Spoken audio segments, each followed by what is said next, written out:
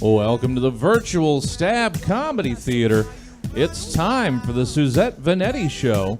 Please welcome to your screen, Suzette Veneti.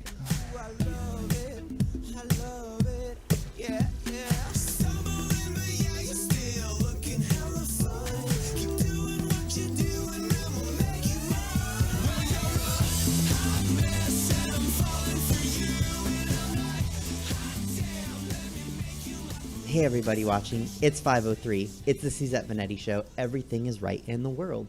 It's Sunday, December 27th. So if you have any New Year's plans, you got 4 days, 3 days? I don't know. I don't do math, but I am dressed like a scientist because we're going to talk about vaccines today. So I'm going to learn how to do some math really quick so I can understand what we're talking about. Anyhow, let's get into the show. This isn't a joke. This is a serious note. We do that sometimes. Once again, we start the show by acknowledging that an unarmed black man was shot. Andre Maurice Hill, 47, of Columbus, Ohio, was shot by police officer Adam Coy. Hill was simply visiting a friend and was standing in his driveway. Coy, the murderer, was wearing a body camera but did not have it turned on at the time. Coy, the gunman, was a police officer and had a history of complaints, including at least one for excessive force, resulting in a $45,000 payout to an actual criminal. Still got $45,000 because when Coy arrested him, he was a drunk driver, the guy, and then Coy slammed his head on the hood of the car 4 times, which is excessive force, which is why he got a $45,000 payout. Look, I hate drunk driving as much as anyone. Take away the license forever if someone gets caught. Fine, whatever. Give jail time. But you can't have police officers ripping people out of cars and slamming their heads against hoods for drunk driving or anything really, just driving and like what we saw this summer. So I digress. I'm sorry. According to previous reporting by the Dispatch, part of the USA Today network, Coy had 9 complaints filed against him in 2003, 4 of those coming in a lost my spot 1 month period.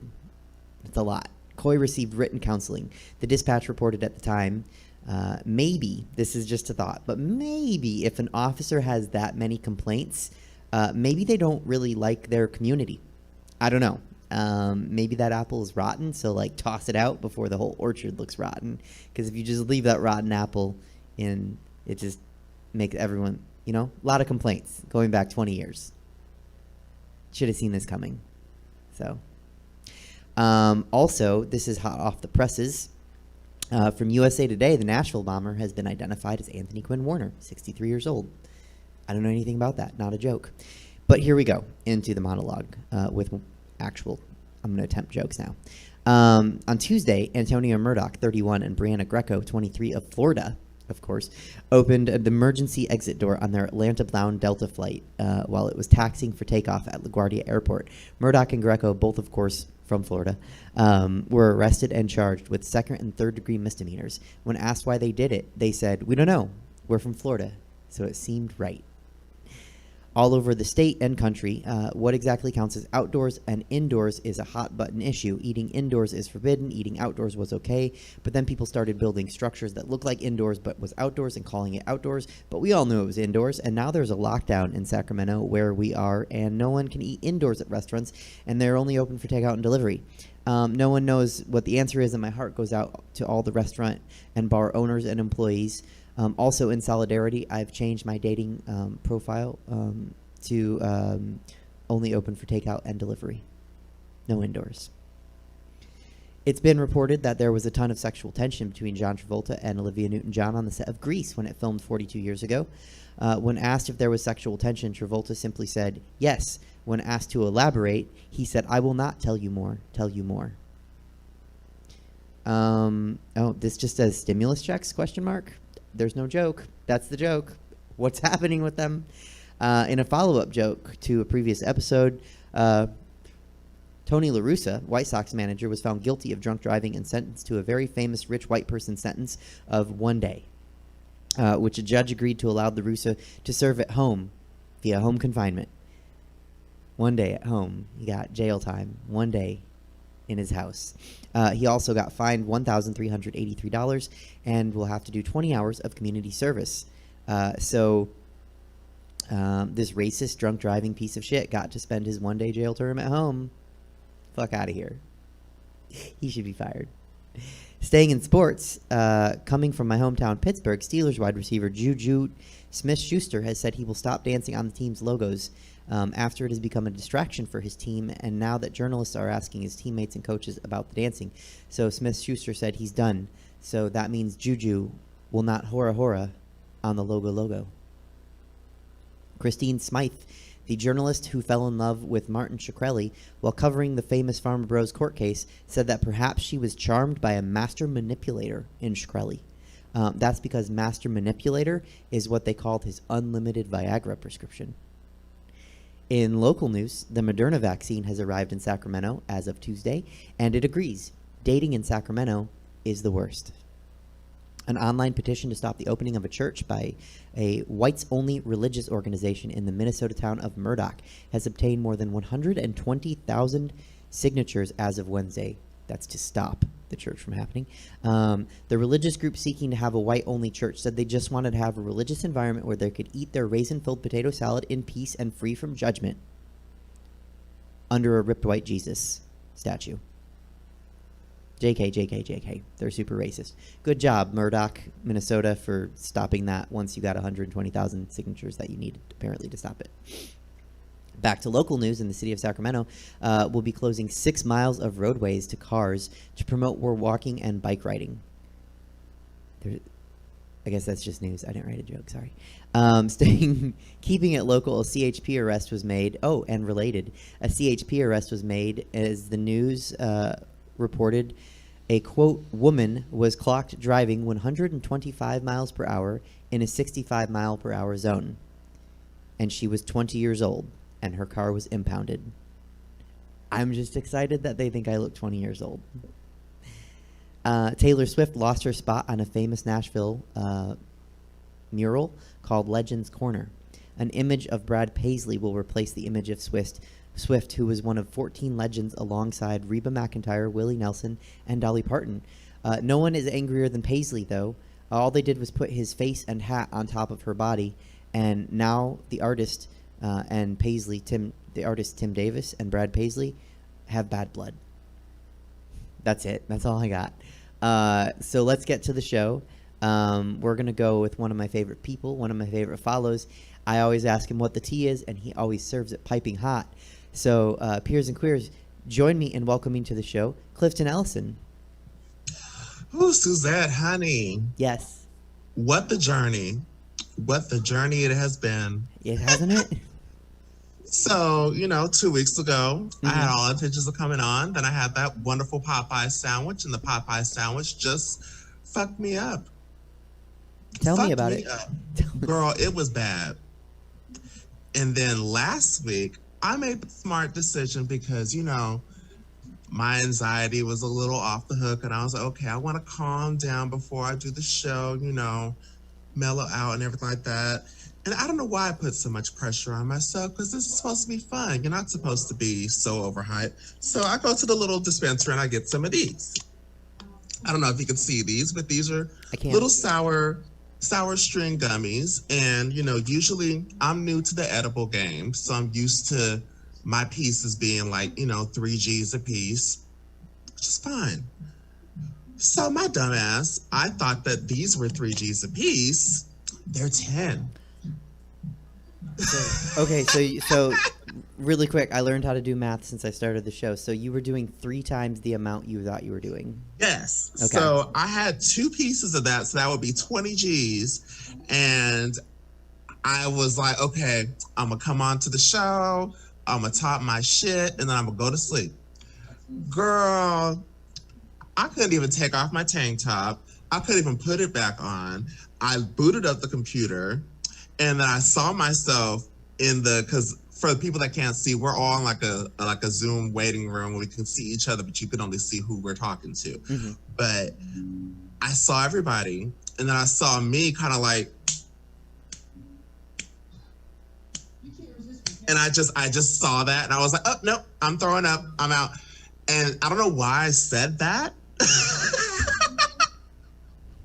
But I just did because I was so mortified and embarrassed. And so And so I just went to sleep, and I slept from 5 p.m. until like almost 2 o'clock in the morning. I was out. That is a good sleep. So lesson learned, kids.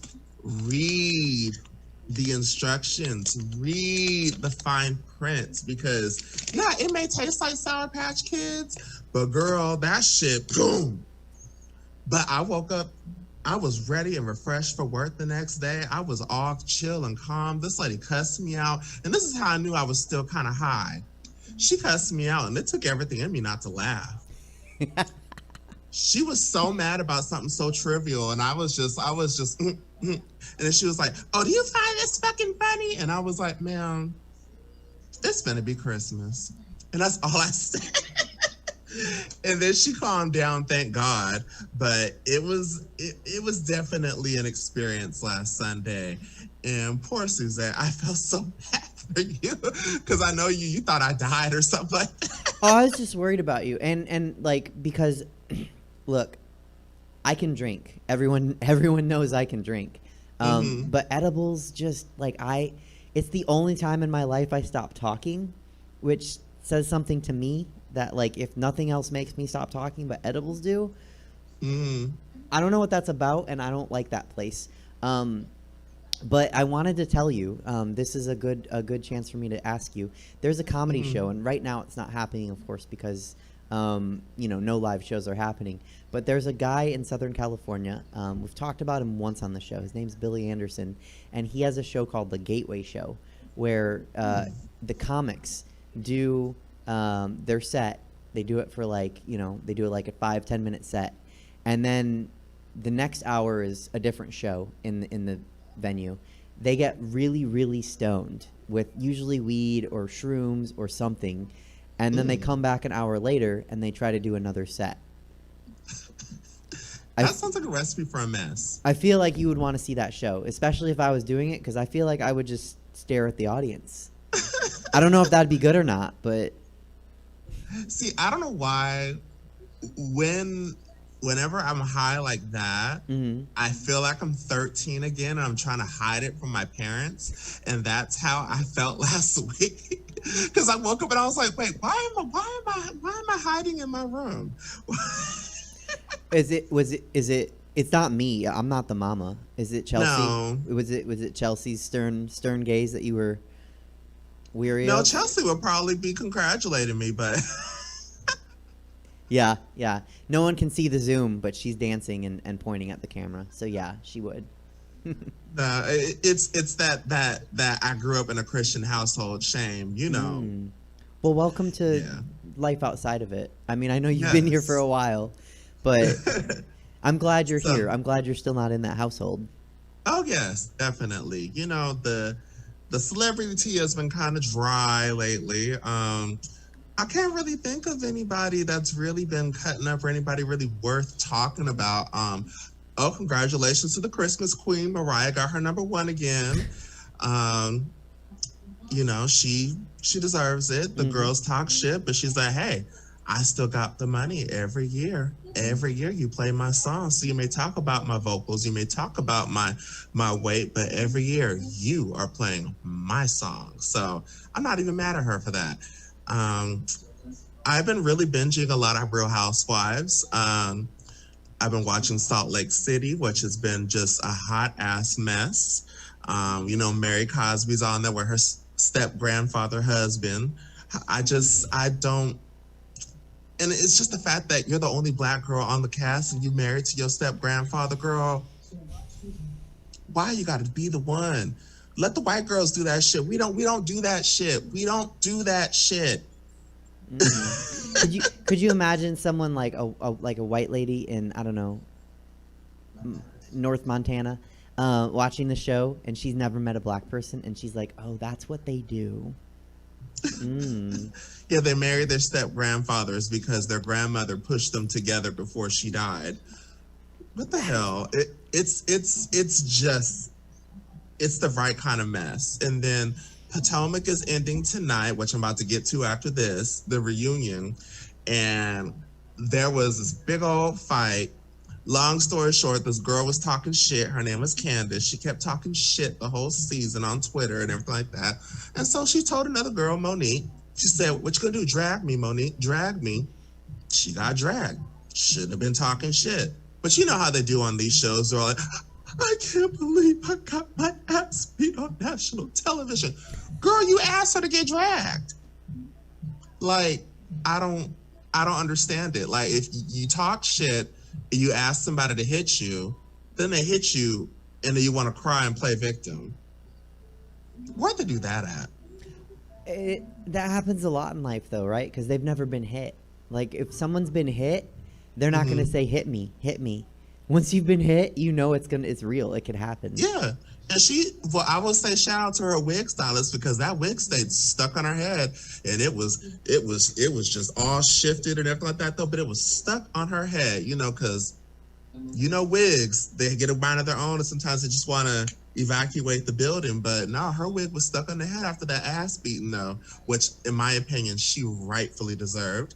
And thankfully the girl that did it, she got her contract for next season, so she'll be back. I like it. And I don't think she's at fault. If someone says hit me and you hit them, that's kind of an invitation. She was doing customer service. Look, if I put up a sign and I say roast me and people roast me, I'm not gonna that's not an invitation to anybody to do that. But if I do that on the internet, I can't get mad when people roast me. Oh gosh, I'm trying to think. Suzette, is there any other celebrity tea this week that is really noteworthy of discussing? I don't know. Everyone's being good and staying inside, I think that's what's happening. Yeah. I mean, Wonder Woman, it was cute. I mean, it could have been about 30 minutes shorter, but I mean, I'm not going to sit here and go on this whole about it, because it's just like, for as much joy that has been sucked out of our lives this year, I'm not going to sit here and dissect the damn movie that's meant to make people happy. If you like it, I love it. If you didn't, I agree. And that's it. Now, the other movie I watched this weekend, which was the Disney movie Soul. I loved it. Mm-hmm. I would say I was the same before I saw it. I was like, okay, great, here go another movie with a black person that's not going to be a black person for the whole movie. But he's actually in the movie a lot more than you thought. And also, too, go in it with an open mind.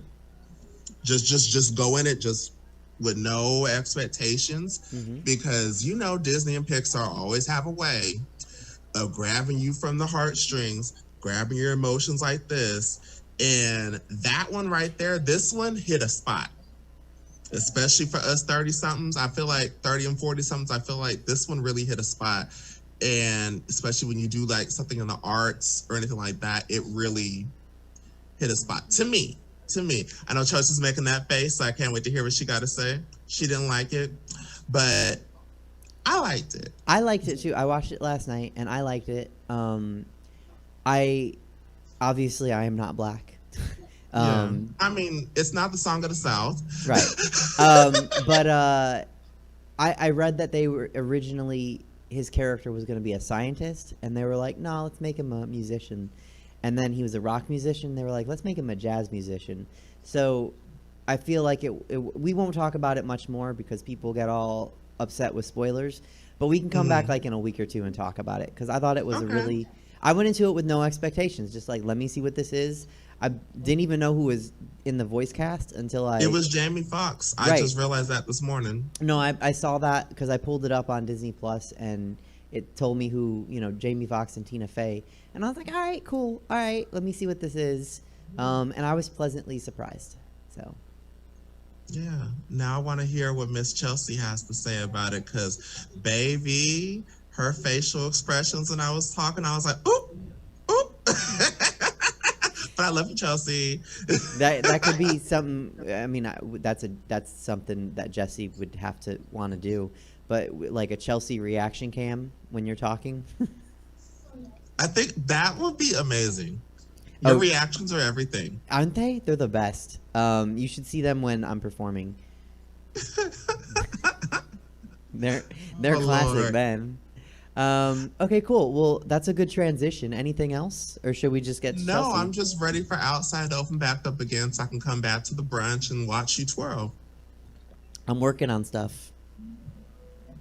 I'm working. You know, this is the time to recharge and you know, get some new steps and new move sets and things like that. And who knows, maybe you'll come out there and snatch somebody like that video I sent you. Sasha Banks, my favorite wrestler. I don't know anything about wrestling, but go Sasha Banks. I love you, Suzette. I love you too, Clifton. I'm glad you're feeling better. Happy New Year, and I'll talk to you soon off You show. too. Bye. All right, bye. All right, peers and queers, that was Clifton Ellison. Also in the Twitch stream, I see that the Washington Post is reporting that Trump is signing the bill. And then I also got a message from someone else saying that that is not exactly how the Gateway show is run. I'm going to stop talking about that show, and we'll just bring Billy Anderson on sometime maybe, and he can tell us about his own show. So don't take my description as an accurate depiction of the show. With that, let's get to someone that always has corrections for me because I need them. I love her. You love her. She's a great follow. She has multiple shows, multiple businesses. She's also an employee of her son making dog treats. Peers and queers, give it up for Chelsea Bearce. Oh, hi. Hi. Yeah. How are you? I'm okay. How are you? I'm good. I'm good. Before we get further, I know you guys were just talking about Soul. I actually haven't seen it yet. Oh. And I haven't seen it. I know, Clifton. I know I was trying to convey that to you with my face, but it wasn't working. But I haven't seen it yet because I'm terrified of Pixar films because I didn't know about Inside Out when I put that shit on. And then I put Inside Out on and I'm questioning every feeling that I've ever had in my life. Like, I mean, it screws with you. You know what I mean? Like, they are like, what's the deepest psychological thing that we can destroy in your life, but make it cute characters so you still watch it, and then you question everything in reality. So I haven't watched it yet because I know that I'm going to be a blubbering, just soggy, crying mess. I know that. So, and now that I hear that it's talking about people like in the arts, and I'm like, damn it. Like, and if you have anything that's going on with your parents, it's probably going to affect you. Like, it's just like, see, Clifton's shaking his head. See, it's just, no, I can't. I'm so terrified. And I need to be in a good mental place. You know, like, not Clifton multiple, like, sour gummy, you know what I mean? Like, I need 20 grams of gummy? Oh, my God. Because I'm just like Clifton, yo. Like, I have 3 grams, like 3 milligrams, and I'm like, that's enough. I'm good for 2 full days. Like, I am such a baby when it comes to doses that it's like, and it's true, a lot of doses come in 10s, and I cut that shit in 4s. I'm like, nope, I'm terrified. Oh my God. So I know exactly what he's talking about because I have done that. I have made that mistake where you don't read, and then you just end up hugging a wall, and it's like, why am I doing this? Like, I've been there. So I get it. I am feeling okay. I'm actually feeling okay. I thought I was going to be in like this depressing state, you know, like the holidays, alone, 40 now. So it's like, I thought I was going to be that. But then I'm like, you know what? Then I had to look at it from a different lens. And I think this is huge advice for everybody because everybody's going through it right now. And then you feel like you don't want to be the downer who's like, hey, let me talk to you because I'm sad. And it's like, everyone's fucking sad, okay? I understand the point of like venting and like, let me get this shit off my chest. I get it. But sometimes you have to look at a different lens and realize the cool shit that we have done. Like, we have adapted, yo. We have really adapted to what the world is now. You know, I never thought I'd be doing this much stand-up sitting on my damn bed. Like, I never thought that would be a thing. You know, I also never thought that I'd move into an apartment the week of Christmas and be able to live by myself and my son. Like, I have to look at it through a different lens. We're doing okay. Is it what we are used to? Is it what we had before? No. Will it be like that again? No. And that's okay. We need to just understand that and move forward. That's the thing. Every time I hear people like, I want it back the way it was. I don't. Let's evolve. Let's move forward. Let's get better. That's what I want to do. So anyway, I'm so preachy today. I like it. But anyway, we're up to 7 people. Okay, this is great. We're doing great. We're talking about vaccines. We're gonna bring them all in. I know, I'm so excited. So I feel like I haven't been on here in a while, like to have like a real segment. Because since I've talked to you, like I don't even think I talked about my like Colorado trip. Do you remember I did that? I remember, but we didn't talk about it. We didn't talk about that, right? Okay. So for those of you that need the backstory, real quick, Cliff Notes is, I went to Colorado Springs and did a show, and I met an audience member, and we hit it off while I was on stage. Like I will flirt with literally everybody on the planet when I'm on stage, but that's where it ends. You can come up and talk to me, you can buy my merch, that's fine, but I won't talk to you again. Like this is just who I am. But with him, it was different. And I was like, yo, this is something. So we were texting for weeks after that. Every single day. We would talk for 2 or 3 hours a day. It was just, I mean, it was amazing. And that's funny. We should call it Cliff Notes. I just got your text. That's very funny. See, I'm funny. I'm funny. Clifton, we named your segment. Oh my God. So then I ended up going back to Colorado to have a weekend with him, right? And just like have a first date, right? And it was incredible. It was such a great date. We hit it off like crazy. And then what ended up happening, well, I was super excited about it. I was super excited. And he was too. But what happened was when I left, he hit such a sad, like depressing state. Like, you know, he was in a very depressed state because we couldn't be together. Because he's in Colorado, I'm in California, and he has 2 kids, I have 1. So we have the ex situation happening, and he was like, I don't see how this could work. And then he just put the wall up because he's like, I don't see how this can work, so why try? And just put the wall up. And that's when he like started texting me less. He wouldn't respond. He would just go 2 or 3 days without talking, because if he pushed me away, which is a very middle school fucking mentality. You know what I mean? Like, make some eggs, the whole sir. Pushing people away so that you're protected. Fuck you, dude. Like, there's 2 people involved in this. Don't be a fucking child. It drives me absolutely insane. So, and that brings me to my next point, which we'll get to in just a second. So, anyway, so it didn't work out, which is super sad, because cut to the fact that his sister-in-law and brother were also at the comedy club when we first met, and his sister-in-law and brother want us to be together so bad, they contact me all the time. They're like, man, we really, you know, he's talking about you and he brings you up all the time and he likes you so much. And I'm like, this is fascinating and so amazing to hear from you. But the person I really want to hear it from has cut me off because he's scared of what could possibly happen. This is something I would like to explore. I have a friend who might be going through the same thing. So we can talk about that later, like off screen. But okay, I think good. This is a situation that I'd like to explore with you. Yeah, I think it's like sociologically, it's very fascinating to me the way that people's minds work like this, you know, because to me, if I have a connection with somebody and I'm willing to pursue this and to push forward, even if it's uncomfortable in the beginning because someone's going to uproot or someone's going to change their everyday life to see if this works.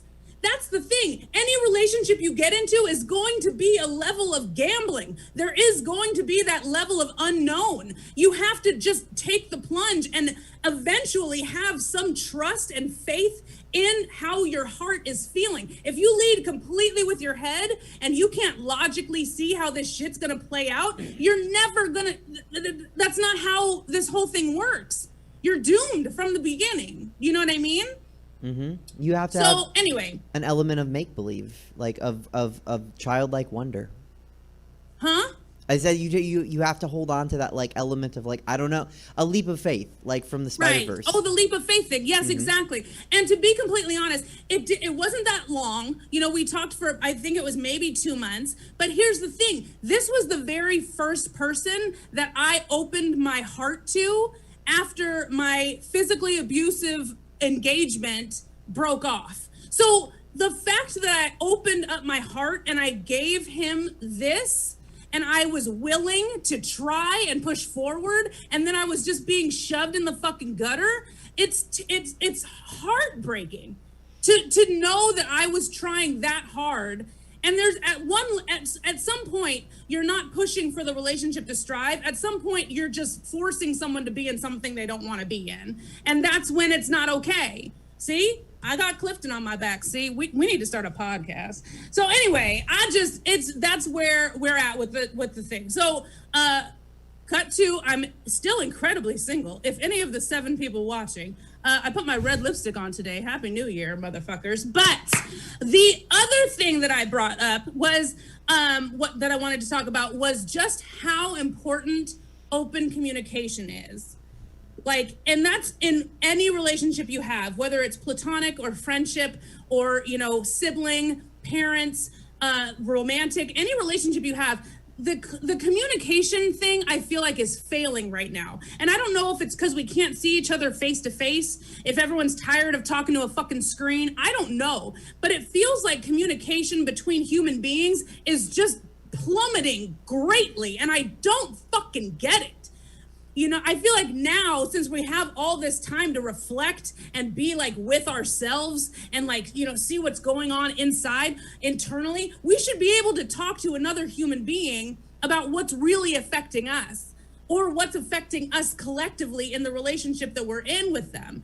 Okay, I have 2 groups of friends, 2 completely different groups of friends, and they're both going through very similar situations right now. And I feel like I'm stuck in the middle of both of them. Okay, because I hear what both sides are saying, but they're not coming to a common ground. And both of these friendships are now in jeopardy of dying because of clear, simple bullshit miscommunication. And it's like, if you just open up and talk to someone openly, also, you need to be okay with saying, you know what, I fucked up. I was wrong. It's not that hard. You actually become the bigger person. If you're like, I fucked up, can I fix this? I'm sorry that I wronged you. It's really fucking easy. And I have more respect for someone who openly will say that to me. Then it's easier for us to move forward and repair whatever damage has been done. So, woo! Do you have anything to add? I'll let you questions now, Suzette. Go ahead. I just 1 second. That was a lot of heat. Okay. I think you're absolutely right. I think it's about open communication. That's really important. Even if it's with your mailman, like you said, with any relationship between people. Yeah. And I think it's not just COVID. Didn't Wall-E, like, how old is Wall-E? Like 10 years? Dude, I feel like we're legit in the preface of Wall-E, like right now. Yeah, like it predicted all the mom this. all the mom and pop shops and you know, small businesses are closing. Like it's all Amazon and Walmart and Targets, like the B&L, whatever it was in Wall-E. Like, I mean, it's like we're headed that way. We're headed down that route. I was thinking that, but also the lack of interpersonal communication. We're becoming more screen and text. With the self-checkouts and the fucking ordering groceries online and just drop them in my car. There's no customer service anymore. There's no face-to-face. There's no talking to people. And it's just, it's terrifying. It's absolutely terrifying. I mean, if I ever need to call somebody for customer service, I will avoid any of these like automated, just tell me a little bit about your problem. Why are you calling today? No, give me a goddamn person. Let's discuss it. It's those. So simple. Yeah. I don't know. I think that makes your job and you more important going forward, like in society. And I mean that sincerely, like, cause you do stand-up comedy, you know? And I think that is something that we've found is clearly better while you're making it work, and you've evolved to make it work. through Zoom, it's such an in-person intimate thing. And I don't mean intimate in any sort of weird way. It's just intimate in the truest definition of intimate. Right. I think maybe people can be inspired from that, So maybe I don't know. Maybe we need to talk about that as performers when we come back. Like, don't forget to do this in your regular. Like, don't do this. Don't come on stage, but talk to people. Talk to people in your life. On the live shows that I was able to do, like before the 2 lockdowns happened, and I was able to be on stage for a second, like I would bring that up just to the audiences. I was like, be kind to us, like we haven't been on stage in a long time, it's like riding a bike. We haven't forgotten, but there might be some times where we slip and fall. Like, just be kind to us, so this is, I don't know, this whole thing. I mean, I feel like every career right now, that's taking a hit on it is going to have this kind of relearning curve, this relearning phase of just like, how do we but use this time, you guys, to really look internally and be the strongest version of you that you can right now. Because I don't know when we're ever going to get this much time for ourselves back again, Never. And when the world does open up, yes, it will be exciting. We can go out to eat, we can drink, we can hang out with friends. Awesome. That's great. But don't let this shit get the best of you. Like, it's a weird time right now. We're going to go into this new normal, whatever that fucking means. But we really just don't lose the humanity, be honest with everybody, don't put yourself last, but be a truthful human being. Like, let's just go into this with the best intentions and with the best versions of ourselves that we can, I like that. All right, I've done enough. I'm going to go do a shot of something and watch 90 Day Fiance before Nicole. Have fun with your little headliner. She's the cutest little half person you've ever seen in your life. She's adorable. That sounds so mean. She's fine. She's cute. She's little. She knows that. You called her a half person. But it's the good half. All right. Makes there. Okay, I'll message you later. Love you. Bye. I love you. Goodbye. Okay, peers and queers, that's Chelsea Bearce. Send her some coin. Send Clifton some coin. Also, above my pretty little head, it's a little half head. Send Stab Comedy some coin. We're doing these shows for you, and love everything Clifton and Chelsea had to say. Thank you both so much for coming on. And with that, we're going to get... Oh, I forgot to try an intro again. We're going to get to my interview of the day. She is fantastic. She is a real person who also is in the stand-up comedy and comedy world, but she's not just a delinquent that does only stand-up comedy. She has a real career, and so it's really exciting to bring her on. And through her job, she has had some knowledge and some up-close and personal experience with the vaccine. So that's what we're going to talk about. Peers and queers, join me in welcoming Nicole Eichenberg. Yay! Thank you so much for having me on. I'm so excited to be here. Thank you so much for coming on. First, do you want to retort to Chelsea calling you a half person? I guess she doesn't count the white half, which I'm fine with. I was like, Chelsea, coming from you, like, I don't know. We're all half people here, but okay. So Nicole, what have you been up to during the pandemic? I've been learning how to paint through YouTube. My friends and I do a weekly movie night where we watch some terrible movie and we talk about it on Messenger.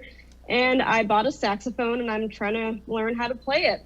So that's been my pandemic. What kind of saxophone? Alto sax. I've always wanted to learn how to play, and why not? Why not now? Very cool. Very cool. Thank you. How's it going? Not super well so far. I had COVID and my lung capacity is still not back up to par, but we'll get there. It'll be okay. Yeah, lung capacity is good. It's not a woodwind, or I mean, it's not a brass, but you still need some lung capacity with a woodwind. Let's put a pin in you having COVID. Let's come back to that. Let's talk about your day job. What is your title? So my title is Medical Assistant 1, and the number doesn't really mean anything. It means I make $1 less than the twos. Okay. But basically, I'm like the person when you go to the doctor who like gets your vitals and gives you the shots and calls you with results and whatever random stuff the doctor doesn't want to do, they kick to us, and that's my job. So you're a medical assistant, half person, not a whole person getting an extra $1. You can't go into specifics, of course, because of HIPAA and things like that. But sometimes funny stuff must happen at your job, in your line of work, right? All the time. Can you give us? Actually, I will. I would love to give you an example, and this is more than 12 years ago, so hopefully no one watching is familiar with the story. But a guy came in because he did a bunch of meth and he put an Asian pear up his rectum, followed by taxidermy foam, which apparently expands upon contact, which is a thing that I know now. So the ER was chipping foam out of his anus. I have a lot of questions. I don't know if you have answers, but why an Asian pear? I don't know. At least a regular pear, it's a little bit taper, but the Asian pear is just round. It's like that's some hardcore commitment to sticking fruit in there. Also, why do you know? That's not my kink. I'm not kink shaming. Everyone has their own. But do you know what pleasure he derived from sticking fruit in his rectum? I never asked him, and that was not his only time coming in with foreign bodies that needed to be taken out. Looking back, I wish I'd asked more questions. It was a lost opportunity. Were the other foreign bodies fruit or edible? I think some were. I think one was like the remote, one was a perfume bottle. It's like, I'm kind of scared to go to this guy's house, so you don't know what's been where. And then taxidermy foam, that is dedication to figuring out what's going to be the best thing to, I guess, seal the item in. The human body can do amazing things, and I didn't know it could do that. I just learned something. I'm so glad this is educational. Anything else? Any other stories, or just foreign bodies and rectums? We did have one guy came in for his vasectomy, and I didn't realize someone had scheduled his ex-wife like right after, and so we were like hiding them on separate sides of the clinic. That was an interesting day. Can you tell us what she was scheduled for? I don't remember. It wasn't anything as exciting as that. And how did you know they were? Yeah. How did you know they were exes?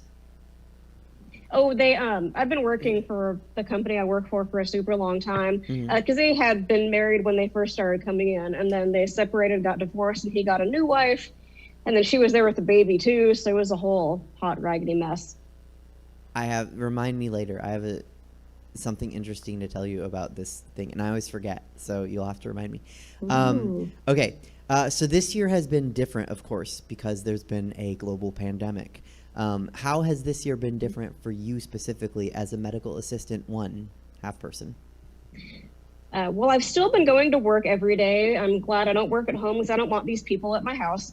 But it's a lot more precautions. Like we have like a respirator we can use. We have isolation areas. We try to keep people who are sick out and just do video visits or telephone visits, send them to a different place to get tested for COVID. And one thing I've learned, a lot of people are not handling the change well, and I hope they adapt to it because like Chelsea said, things are changing and it may never be the way it was, and we're gonna have to learn to adapt to it if that's the case. Give me an example of a way that people aren't handling this well. It's a lot of the anti-maskers coming in or like saying they can't breathe. And it's like, well, I've been wearing this mask since 7 o'clock in the morning and you've had it on for 5 minutes and you act like you're dying. But anyway.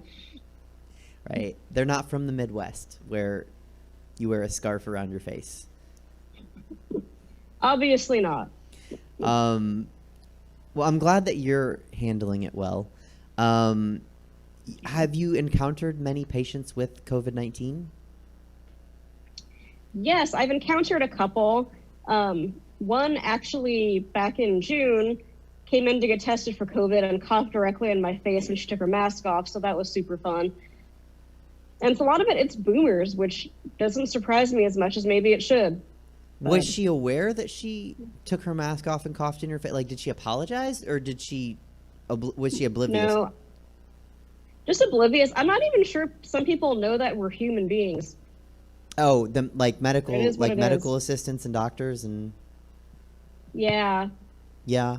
Well, I think a lot of people think that maybe you're just you. There's an element, and I don't feel this way, but I feel having friends that work in that field, and then friends who are teachers and friends who work in all sorts of fields like this. There's an element of like, well, you don't matter. You're there, and you don't matter to my life, which is garbage because everybody matters. So, except Nazis, they don't matter. So you mentioned you had COVID-19. Did you get it from this boomer that coughed in your face? No, this I actually got because the doctor I work for went to a funeral with 400 people who were not social distancing or wearing masks. And then he came to work and coughed in my face repeatedly without a mask on. And that is how I got COVID. And it's the stupidest reason ever. You said a funeral? Yeah, someone in his wife's family passed away. So he went there and then was hugging and kissing like 400 different people. And of course, some people got COVID. Probably actually a lot of people got COVID from that.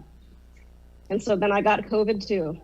And then he coughed in your face. So, okay, I've heard about doctors that like don't wear masks or don't think that it's contagious. That's confusing to me. It was very confusing to me too. I think he gets overly comfortable because when I have to go to his office, like 5 million times a day, he is supposed to have a mask on, but he wasn't wearing a mask. And then he coughed in my face, and I said, dude, that's jacked up. You were just at a funeral. Stop doing that. And then he coughed in my face again as a joke, and it wasn't funny. And I got even less funny as time went on. Yeah, that's not funny at all. I think that actually has been classified as like a crime at this point, to cough in people's faces on purpose. Okay, so you know how you got it. What symptoms did you get? Ooh, fever, shortness of breath at rest and with exertion, sore throat, extreme body aches, the point where I was like looking up if I could learn witchcraft to make myself levitate because it hurt to like lay on the bed so much. Nausea, uncontrollable diarrhea, which I got the vaccine. I would get it every day if I had to, just to never poop my pants that much ever again. It was so embarrassing and so terrible. So, okay, so one reason to get a vaccine so you don't poop your pants a lot. Also, a reason to fill your rectum with taxidermy foam. Just saying. He was trying to teach you something. I never thought about that. It could have helped. I don't think it would have helped in a good way, but it could have helped save your pants. How long did you experience? What's the correct way to? I'm just dressed in a lab coat. I'm not actually a doctor, but what's the correct way for me to ask this? How long did you experience the symptoms? How long did you have COVID-19? How long were you afflicted? What would be the right way for me to ask that question? Afflicted is a good one. How long was the duration of your symptoms is another good way to put it. So the new CDC recommendation, which came out right before I went out on COVID leave, was that after 10 days, you are considered no longer contagious. Okay. So my work basically said, okay, 10 days after this, you can come back to work. You're good and clear to work again. So I went back to work. Recovery, like I still get really short of breath a lot. And so I guess I'm still recovering from it. Some people, have like really long-term effects, and we're figuring that out because it's all so new. So I wish I had a better answer for you. Sorry. No, that's okay. So you were, how long did you experience the symptoms? Honestly, I think I still have it a little bit right now. I'm still short of breath a lot. Okay. And when did you contract the virus? I would have gotten it probably around the 16th of November, and then I got symptoms like 12 days after.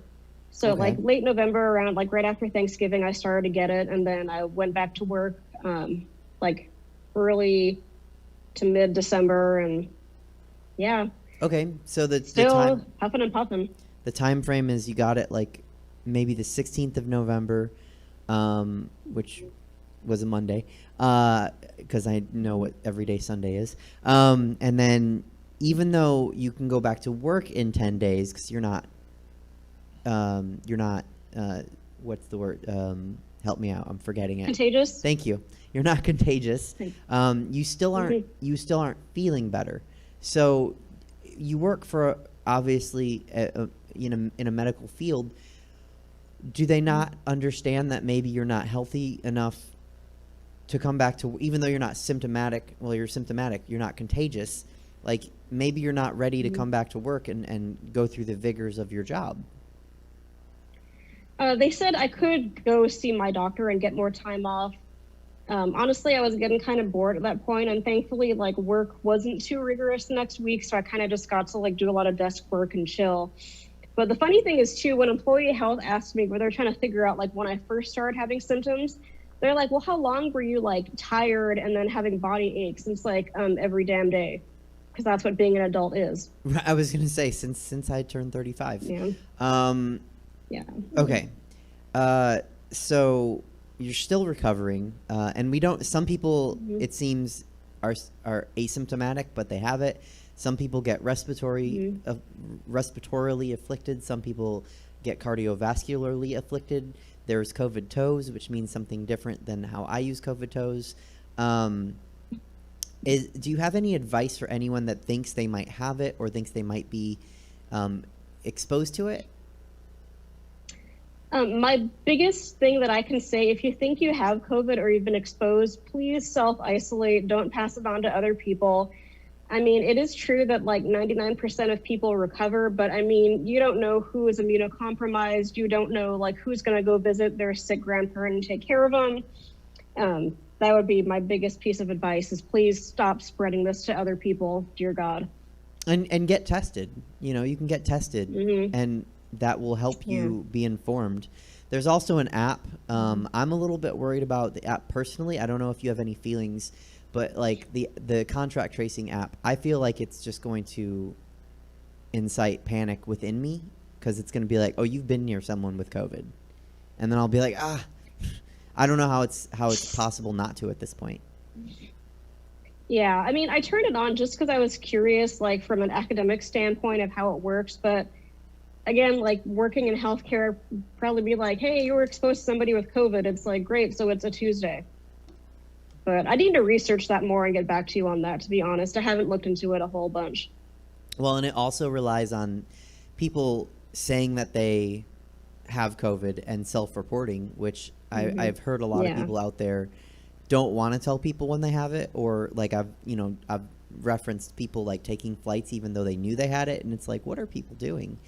So you had COVID, and you recently got the vaccine.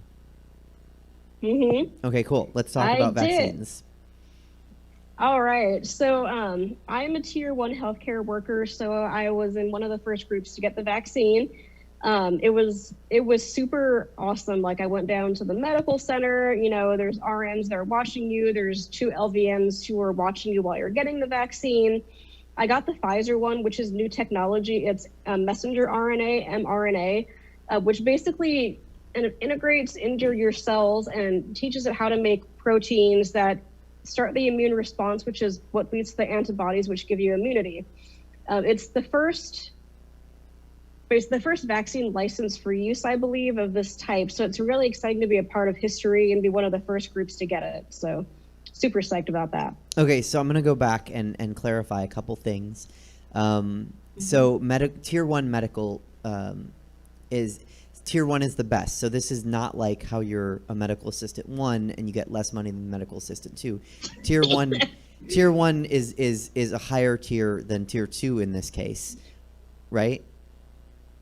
It is. Okay. I think so like basically like the people that most need this right away because they're the highest risk.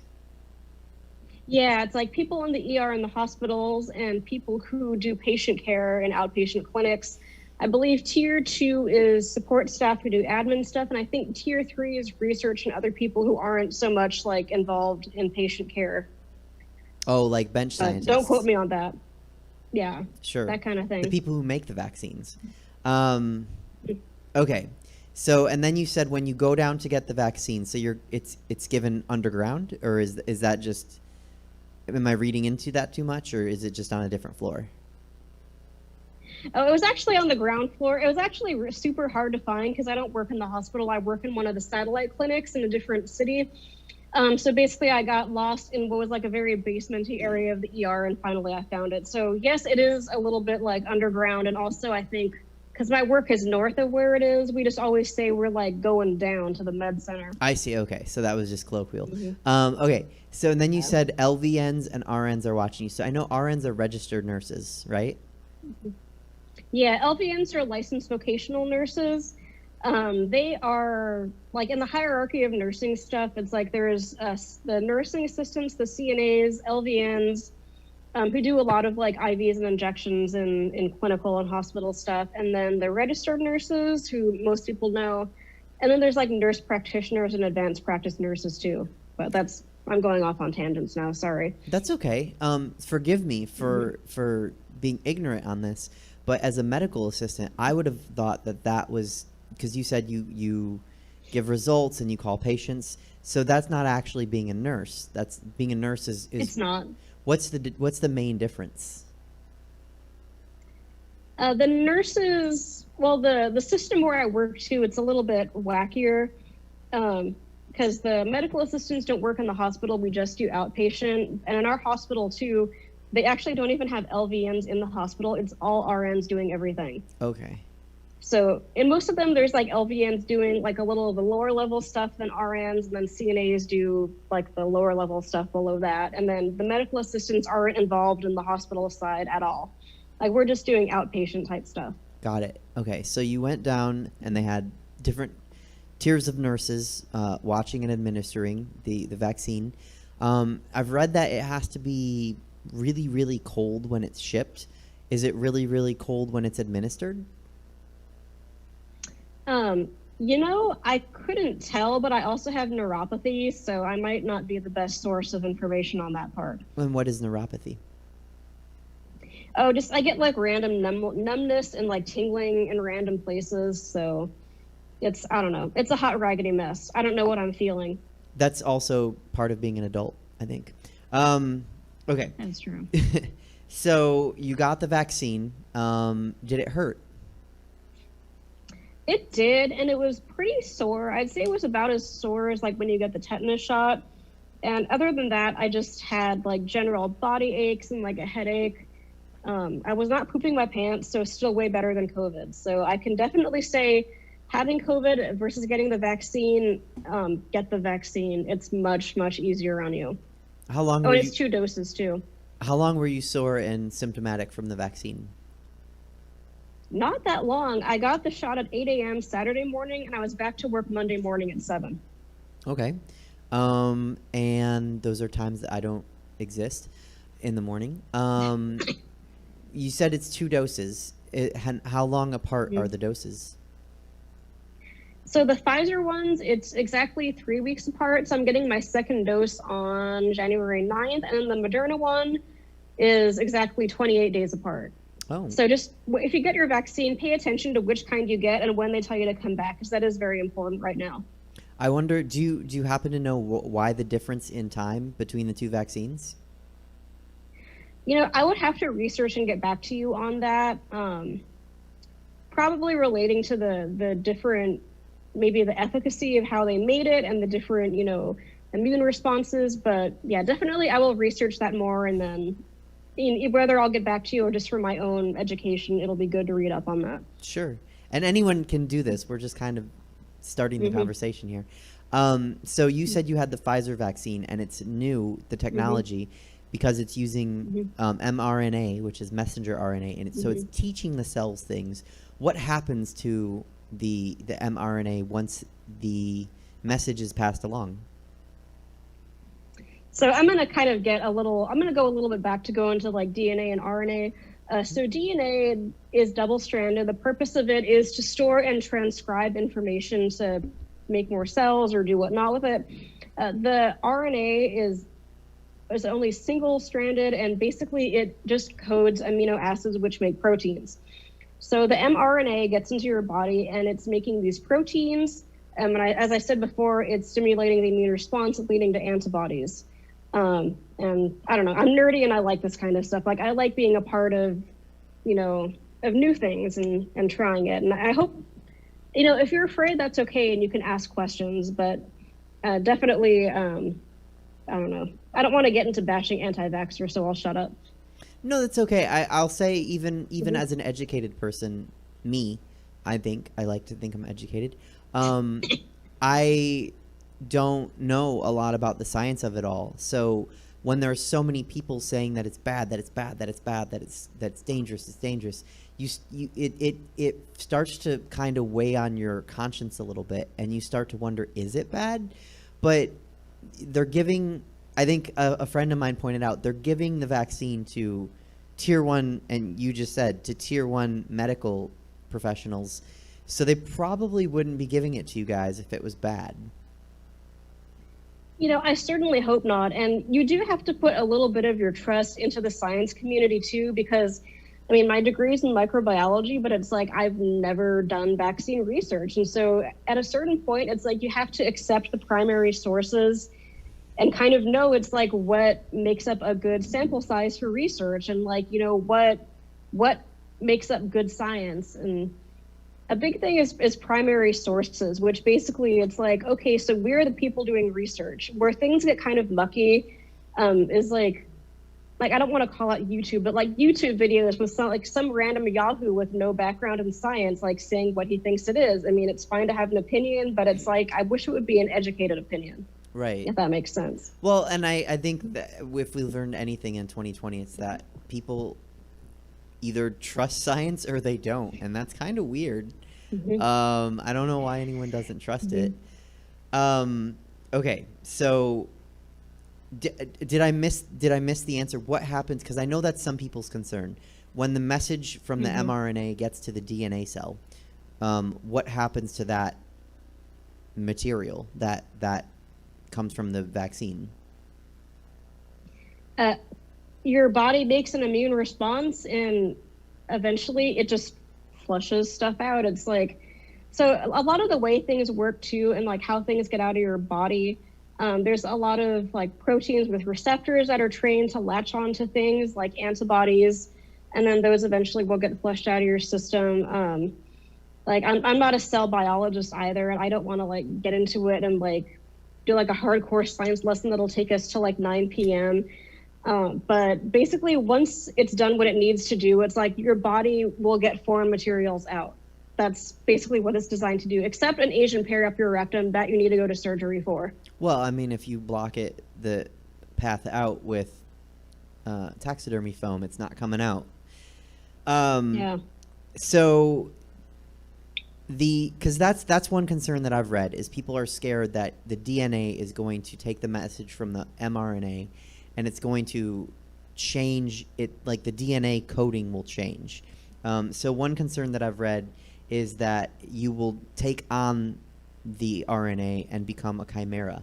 Or, okay, tell me why that's stupid.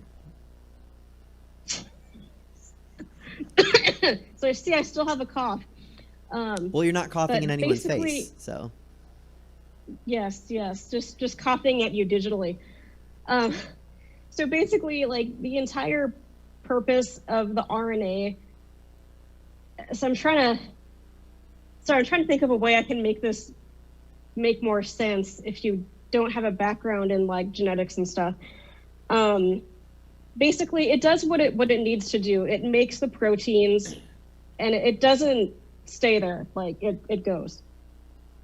Okay. So like it does what it needs to do. The proteins are made, and then it goes away. So it sounds like somebody who's dropping off food from Postmates. Like it gets you. Yes, that is a. It brings you the food, and then leaves. Mm-hmm. You don't become that person. No, or the food either. You don't become the food. You just get what you need from the food, mm-hmm. and then your body expels the waste and takes up on the nutrients that it needs. Yes, perfect. Thank you. Okay. That is a perfect analogy. You should post that because you're brilliant and you're beautiful too. Thank you so much. You know, I You're try welcome. I try to look smart sometimes. Okay, so you get what you need from the food. You expel the rest. You don't take on the characteristics of the messenger that drops it to your door. So you're not going to be a chimera. And what can you define what a chimera is for the audience? So a chimera, oh my God, how can I do this? So basically a chimera is something with two different sets of DNA that is living as one organism. And so it's like there are technically organisms that will have two different DNAs. Like a lot of animals have it. Like I think it's possible in humans, but like not as common for various reasons based off the genome. But yeah, like have you ever seen animals that have like, you know, like one side looks way different than the other side? Like that might be a chimera. Okay. Does that make sense? It does. So another concern I've seen is people becoming the opposite gender because the genetic material is originally derived from a male, and so by getting the vaccine, they could become a male. That's not how vaccines work either. So you won't become another species. You won't become another gender. It's just you're getting the information you need from the vaccine, and the rest of it's leaving you alone. Is that why I grew balls? Just kidding. I didn't. That would be a side effect that would be interesting to talk about. What about people that are concerned about microchipping and 5G coming from the vaccine? I would say it would cost so much to put microchips in the vaccines too, along with everything else, and no one cares enough to microchip the vast majority of people. And as far as 5G, cool, maybe I'll actually get some phone reception for once. I think everyone at this point has shared or talked about the fact that like all the people that are scared of being microchipped are posting it to their Facebook from their smartphone. And it's like, well, I don't think you need to worry about being microchipped. Okay, so that is kind of, you explained why people should get the vaccine, and there are, you know, risks of getting some of the symptoms, but far outweighed by the benefit is far outweighs the detriment of getting actual COVID. Yes, and like, so the side effects for the vaccine, which I got all the side effects, woo! So it's like pain at the injection site, redness, swelling, low-grade fever, headache, body aches. But there's always a small risk of anaphylaxis, which is where, you know, like your throat swells and you can't breathe. So, you know, I can't say no one will have that because obviously statistically someone will at some point. But if you do have any symptoms like that, please let your doctor know. If you have any vaccine allergies, please let them know before you get a vaccine. Or if you know you pass out when you get shots or give blood, let them know too. Please, knowledge is power. Communication, like Chelsea said. Like Chelsea, communication is important with every relationship, including the one with your health care provider. Okay, so if anyone has any questions about the vaccine for you, they could message. They could talk to their doctor. You probably don't want people messaging you personally, but at the same time, you have had it. So are you open to that if people have questions? I'm open to that. And, Okay. you know, like I said, you know, if I misspoke, please feel free to message and correct me too. It's been a long time since I've worked in a lab environment, and, you know, I'm happy to answer any questions people have or hear your stories. Okay, well, so we're pro-vaccine, and everyone should get it when it gets around to you, which I just look like a tier 1 medical professional, so I'm not going to get it for a long time because it's not just based on looks. Okay, so you also do, let's move off of that in case anyone has questions in the chat. You also do comedy. I do. It's actually been just around 4 years. And actually, my very first comedy friend was David Shapiro. Oh, I'm So he so always sorry. has a place in my heart. He's a he's a travesty of a person, but how nice that because sometimes people don't make friends in comedy. I'm glad that you have a friend. I'm sad that it was him. Thank you. Aw. Well, now you're my friend too. I think that's an upgrade. So you started 4 years ago. What's it like to be a what's it been like to be, and if any comic has any feelings about me asking this question, they should re-examine themselves. What's it been like to be a well-adjusted person doing stand-up comedy and not just a regular kind of degenerate comic? Honestly, it's been a trip. I've had people tell me to quit my day job and do comedy full time, which thank you for the endorsement, but I really need health insurance. It's a lot of, okay, here's my big thing with comedy too. And I think Chelsea touched on this a little bit. It's like when there's an argument, especially like in the Facebook group for SAT comics, it's like, I feel like everyone has to jump on the bandwagon and give their opinion. It's like, not everyone has to like weigh in on every personal argument between people. So that's been like my big beef, because I feel like, you know, we're adults and I'd rather spend my free time like not fighting with people on the internet. So is that kind of your take as a normal person with a normal job? Like there's just a lot of fighting and you don't need to be part of that? A lot of fighting and stupid drama. Yeah, you can get that. There's also, I've had great experiences too, but good grief, there is a lot of drama. You can get your drama from Real Housewives. There's a lot of different cities and seasons. That's where we here on the Suzette Veneti show endorse getting your drama. Tell me about the good times of being in the comedy community. One of the shows that I've really liked doing, one of my favorite ones actually, is The Shoe Was on the Other Foot, which Suzette used to do a lot. And that was very fun because it was comics who don't normally do drag who would dress in drag and then do comedy. And it's stepping outside your shell and taking on a new persona. And I really love that because everyone's very open and loving and huggy. And that was a lot of fun. It was. And I can't wait to bring it back after, when we can get back to real life. I do like it because and we started bringing in drag queens who had never done stand-up comedy to try comedy. So thank you for saying that, because that is You're welcome. That was always a fun show because, like you said, it put people kind of in a different headspace where they were comfortable yet uncomfortable in a good way. Thank you. I will make sure to bring that back and let you know about it as soon as I can. Yay! What? So you haven't done that in a while, because I haven't done that. Oh God, it's probably been 2 years since I produced that show because I lost the venue that I used to do it at, and I just haven't. It needs the right venue, and I think Jesse and I have talked about maybe doing it here, and that would be really cool, if when everything can open up again. But what else have you done in the last 2 years since I've sucked and not done that show? Aw. I have been co-hosting Willie Listen with my friend Willie Travis, which is usually at Stab Comedy. We're trying to convert it now to an online format. We're streaming, and then I've been doing Capital Punishment around once a month or so, which is every Tuesday night at 8:30. It's a really awesome pun show on Twitch. Definitely check that out at Capital Puns. Okay.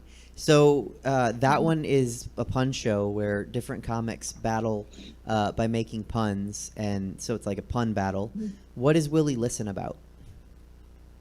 So Willie Listen is basically, we have one guest, and then we all pick a bunch of songs off a theme, like Back to School or like New Year, and then we play the song and try to guess whose it is and get into our personal stories behind it, comment on other people's picks. It's like a really fun, I don't know, it's almost like a hangout with your friends who are just talking about music. It feels very intimate. Very cool. Okay. And that's usually at Stab in person. And I imagine if you guys do it, it would be maybe through Stab's Twitch. I don't know. We shall see. I'll talk with Willie and Jesse and try to work on that. So stay tuned. Okay. And people can follow you on your Instagram to kind of see where that show's going to be. And they can certainly look up Willie Travis and find him and see. I'm sure he'll put out a poster or something when the show's coming back. And Capital Puns, like you said, is on Twitch. Nicole, that's the end of my proper questions. Was I not smart enough to ask you anything? No, you did an amazing job. And there are even some questions that I had a hard time with, which is good. It made me think. So thank you. It was a very thorough, thoughtful interview. Thank you. I try. So I'm going to ask you rapid fire questions before I let you go. Is that okay? Sure, go for it. Okay. Nicole Eichenberg, here we go with rapid fire questions. So you've done the shoe show with me. So would you say you have a favorite wig color? Red. Red. Okay. Do you name your wigs when you get them? No. Okay. I don't either. When you put on a bra, do you clasp it in front and spin it around, or do you clasp it in back with abnormal superhuman arms? No, I use sports bras and I pull it from the bottom because I'm lazy. Oh, so you go all the way over and then pull up, or do you go? Do you like pull up from your feet? I pull up from my feet. Really? I don't know why I do that. I'm weird. No, that's okay. Maybe that should be a question. Sports bras, do you go over your head or up from your feet? How high is too high for high heels? For me right now, 4 inches. 4 inches. Why right now? I am getting older. I'm 36 and I can't balance the way I used to and my feet hurt. Ma'am, I just want to point out that I'm 37 and I'm still at 6-inch heels. So age is nothing girl. but a number. Okay, let's see. Where were we? Heels. If you were performing tonight in stand-up comedy, what would your walk-up song be? Staying alive, maybe. on kind of on theme. What is your favorite recurring show to perform in? I think right now, Capital Punishment. It's a really fun show. Seriously, check it out. Tuesday nights at 8 p.m. What is your favorite venue to perform in? I have a soft spot for Luna's, the first place I ever did an open mic or a show. Probably where you met David Shapiro also. Yep, where I met that dude. What is the funniest thing an audience member has ever said to you after a show? I had someone's grandma who was like 96 ask to follow me on social media after one of the Capital Punishments. In person or online? She asked in person and then she asked again online. It was super cute, super nice lady. Does she still follow you? I believe she does, unless she deleted me. I'm gonna have to look into that later. Well, I hope she still follows you.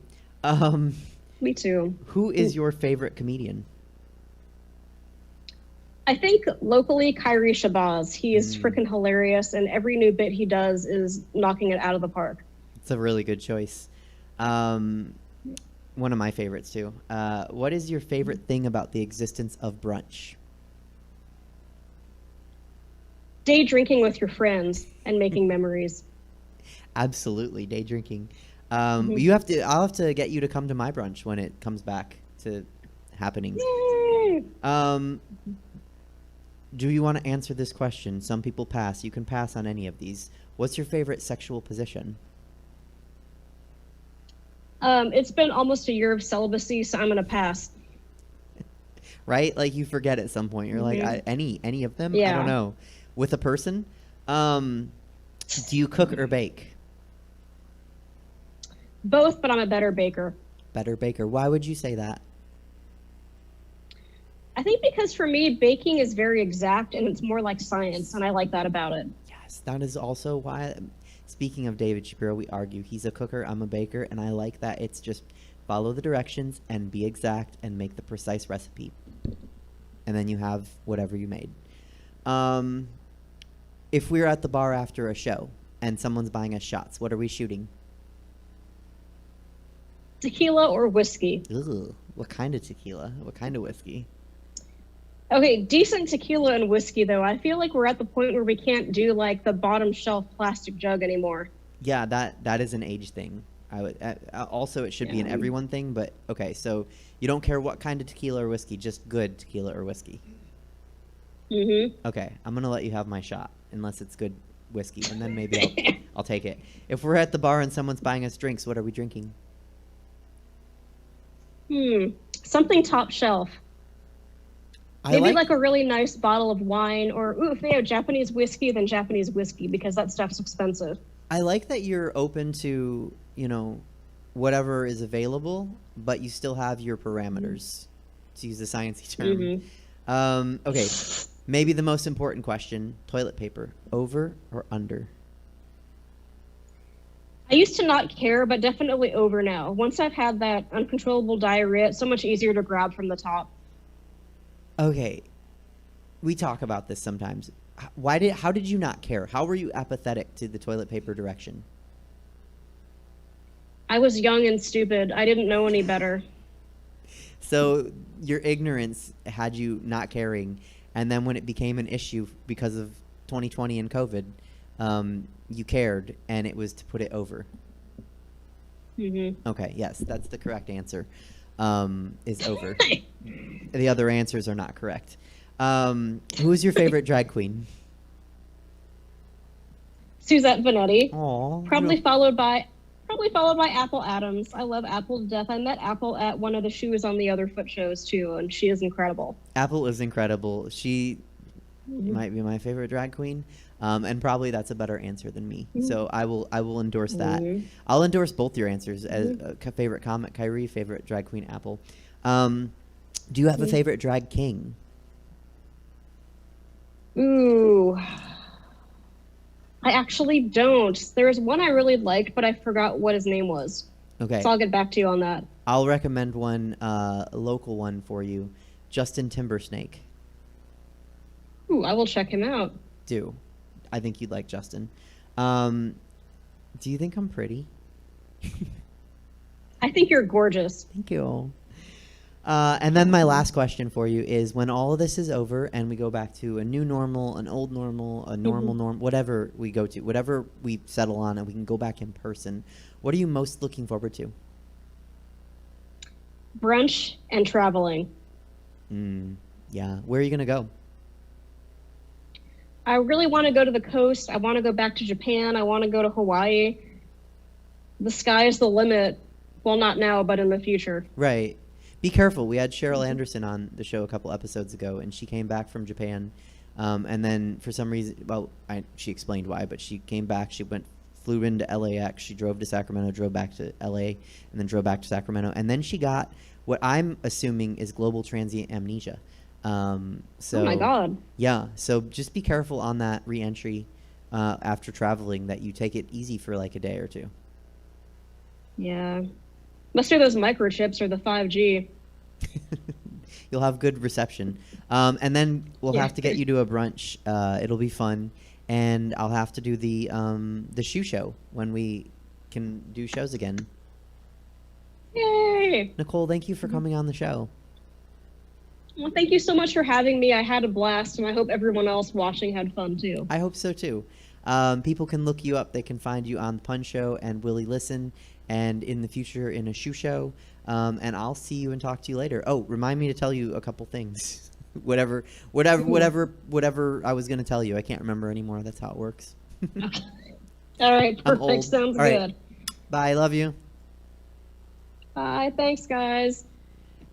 All right, everybody. That was Nicole Eichenberg. She is a medical assistant 1. She got the vaccine, and she's open to talking about it if anyone has concerns or questions. And thank you to her for coming on the show. With that, we are going to go with her first friend in stand-up comedy, the tragic and always disappointing to me, David Shapiro. Hi, David. How are you? What are you doing? I'm okay. How are you? Well, I'm not okay, actually. That's what I was going to talk about. I am experiencing actual regular depression symptoms. I don't usually get those, and it's been interesting because, everyone gets the seasonal depression, SAD. It's the acronym, seasonal affective depression. It's not what it Or not everyone, but a lot of people get it, and, usually my depression is different and more jovial, but lately it's been hard to do anything. Get up off the couch, run errands, eat, sleep, wake up, exercise. It's been hard to do anything, actually. You slept or exercised. And that's why I wasn't here for your show last week, and so I didn't want to miss it a second week in a row. Thanks. Yeah. That was, great. Getting dressed has been hard. Yeah, I mean, just depression is a bear, and I just wanted to tell your viewers, if they're watching, it's okay to be if they're viewers. for some self-care, especially this year. Everyone knows, everyone acknowledges this year that everyone's been like, oh my god, mental health is a real thing, not like people that have depression and mental health challenges, but like everyone else has been like, whoa, it is real. I have anxiety too for the first time in my life. I'm scared to go outside, or I'm scared about the future. And all the depressed people have been like, yeah, this is kind of what we do every day. And they've been like, no kidding, this is what you do wow, this is overwhelming. And we've been like, yes it is. It's quite a lot, actually. So to the viewers that have had mental health challenges in the past, whatever helps. Go easy on yourself is what I want to say. Go easy on yourself. Don't be mad at yourself if you don't get stuff done, and just try to get one thing done is what I've been trying to do. Just like one next thing, like Anna, like Princess Anna says in Frozen 2. Just the next right thing. That's all you can do. It's where I get my inspiration from Disney sequels. Right. Also, I've been looking for a new place to live. My rent's really expensive, and my requirements are kind of high. Hurdles. They're challenging bougie. hurdles because I got dogs, and I need washer and dryer in unit, and then like I don't know. Do you want to? You leave enough stuff at my place. Do you want to like actually be a roommate? No. Okay. So, just challenges that I have. Good luck. And yeah, I don't have much more. That's about it. Was anything going on with you? How are you doing with the holidays? I'm okay. A little bit lonely Okay. and sad, not traveling to I really family. don't care, actually. Oh. Because you wouldn't care if you asked me. wouldn't. But I do care about you, I guess. I just don't care to hear your answer. I support you, though. I'm here for you. And I don't know, man. You do you. Okay. But like, I don't know what I'm trying to end it now, and I'm just not in a fantastic mood. So I'm gonna go to sleep, and that might help. That's something I've learned, is sleeping when I'm really like, that's the regular depression symptoms that I've been experiencing lately. Like sleeping, I need to do it sometimes, and when I'm really really really low, I sleep, and it doesn't help me. I don't wake up in a better place, but it does help take away that like super low, if that makes sense. I'm kind of looking at it like that. Okay, So, get some sleep. I'm gonna go. You look This was haggard. short. Sorry. Maybe next week we can talk more about looking for apartments. If you want to. Or I don't know. I toyed around with talking about actually talking about dating. I know you and Chelsea talk about dating We do. a lot, and you've wanted me to talk about dating before. I don't want to do both either talk about dating or date, actually. I mean, I do want to date. I just don't want to get rejected on a mass level from you will. people, from strangers. I don't want total strangers to reject me because I'm funny looking, or You are. because I'm crazy. also That's what are. my job is for as an actor. Auditions, you get rejected a lot, but on a personal basis, I don't. I'm rambling now, and I said goodbye like 2 minutes ago. Mm-hmm. So maybe next week we'll just pick up somewhere. Cool? Sounds great. Thanks. Okay. Well, in the meantime, have a happy New Year. Happy New Year to Thank Stab you. and to Jesse. And thanks. Happy New Year to you. Yeah. All right. Take care. Bye. Bye. Okay, hopefully he gets some sleep. David Shapiro, everybody. You can find his information below him. Once again, Stab Comedy Theater's information is above my head. Support this theater. I love it. Thank you, Jesse, for letting us do the show and being here. Happy New Year to you. Happy New Year to Chelsea, Clifton, Mean Dave, who wasn't here, and Nicole. Thank you to all of them for showing up. And we'll be back on January 3rd with Oliver Graves, America's Got Talent's comedian Oliver Graves. See you then.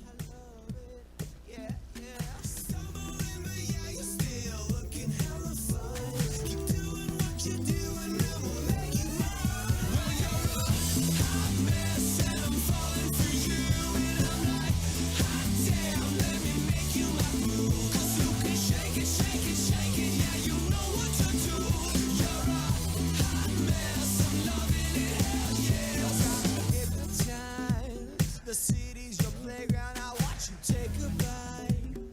At 5 a.m. roaming the streets, drunk all night. You think you're hot shit, and ooh, I love it.